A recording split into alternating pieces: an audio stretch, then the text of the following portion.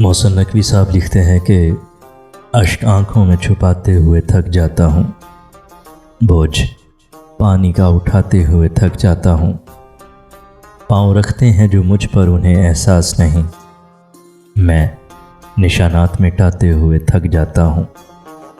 बर्फ़ ऐसी कि पिघलती नहीं पानी बनकर, प्यास ऐसी कि बुझाते हुए थक जाता हूँ।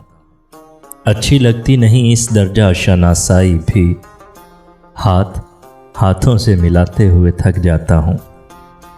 गम गुसारी भी अजब कारे मोहब्बत है कि मैं रोने वालों को हंसाते हुए थक जाता हूँ।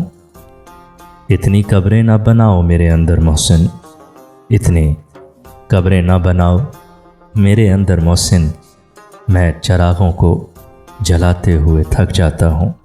बोझ पानी का उठाते हुए थक जाता हूँ, अश्क आँखों में छुपाते हुए थक जाता हूँ।